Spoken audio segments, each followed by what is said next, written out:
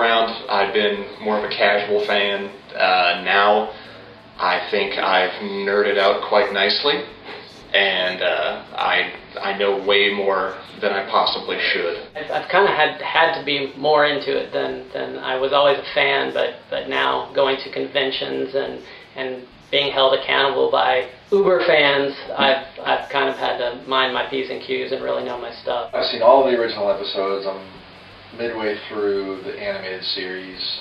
You could kind of, watch it when you felt like it. And sometimes now, maybe I don't feel like watching Star Trek, but I have to write a song. But no, I think we're all a lot more into it, even more than we were, even Mike. The room for me to be more into it is very small.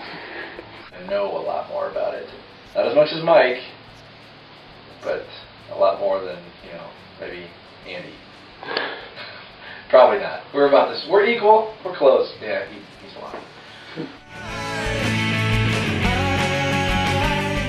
Just the overwhelming amount of people that we didn't know at all who just came and hung out with us and were really cool people, and we just met tons of Star Trek lovers who love the band.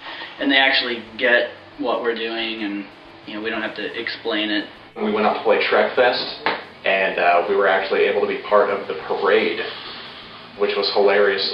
Somehow I got the call driving the golf cart while most everyone else marched. So that was pretty funny, just seeing basically an entire town lined up along the streets, and there we are, waving like prom queens. Recently, I think, doing our video shoot, it was kind of a culmination. We saw a lot of people that we would see at shows, but it was in a different context, you know what I mean? And we sort of brought everybody together to work on this video for the Galileo 7. That was a lot of fun. These two girls, Jessie and Gabby, they come see us all the time, and their parents bring them, and they're huge supporters. It's kind of nice to see another generation of people getting into Star Trek. So it's really cool when they come up to us and they've already heard the music. Mike and I were originally just writing songs for each other, and it's kind of a simplified process. Now I was writing songs for year two, keeping in mind that I had a full band behind me the whole time. There's definitely a few things on there that developed organically at practices that we just wouldn't even have happened if we hadn't just been messing around. We've done a lot of just kind of playing it in the room and seeing how it sounds and then making adjustments together. What one episode is about, will necessitate a different writing style than what another episode is about. So I would say it didn't change so much between albums as from song to song. Last time around, it was more like they just gave me a disc full of songs, acoustic songs, and that's what I kind of had to build off of, just being the final member to join. This time around, I was able to see them kind of flesh out, give opinions, be able to actually be a part of the creative process this time around, which was kind of nice because some of the songs they wrote sucked at first. On the first album, my favorites were always the more straight-ahead, catchiest songs, whereas on this album, I think the songs that are more different than on the first album are my favorites, like Noah has a song called The Alternative Factor, which is kind of almost a lounge type of song, and I like that one a lot. And then I have a song called Devil in the Dark, and that's kind of got a Middle Eastern feel to it. I really like how Space Seed turned out. I think Arena is going to be a really special treat for everybody. I love a lot of the stuff off of year one. Of course, Miri is still a super fun one to play. Who Mourns, that one's pretty cool. I won't try to pronounce it because they make fun of me because I say it wrong. I really like Galileo 7 on the new album, which has changed from the demos because I was really, really excited about Amok Time. These are both Noah's songs. Noah, you're my favorite!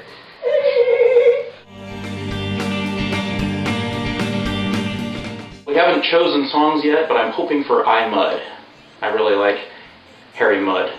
And I didn't get Mudd's Women the first time around, but I still incorporated him into the Corbomite maneuver, even though we didn't have anything to do with it. I've got an idea for the apple, and the apple is always one of my favorite, just kind of sort of semi-silly episodes with a lot of really good lines from it. Doomsday Machine, that one's going to be a lot of fun. I'm kind of hoping that I draw that one. A piece of the action. I think that'll be a fun one. The whole, gangster mafia thing. Cat's Paw, because that's probably one of my least favorite episodes, but I think it'll make a really funny song. Definitely Mirror Mirror, Trouble with Tribbles. I've got this really great idea for the apple. Heard some good things about the apple. I really like the apple too. I'm hoping that maybe I'll get the apple. We've thought of other names before, I think, but none spring to mind. We have an ongoing joke about how we could become a hipster band, and if we had a hipster band, we would all have to have beards, and we would have to have an animal title in the name of some kind, and so we tossed around a lot, but Gorn Hunter was our favorite. The Tribbles of Death Metal. Romulan Warbird Council, or maybe, I don't know, Tribble Chef? I came up with the idea of calling ourselves Hardcore, and taking a play on words, we would do all like 30 to 45 seconds hardcore songs, all based on hardcore Finland mud. I don't know. You put me on the spot. I'm terrible at thinking of band names.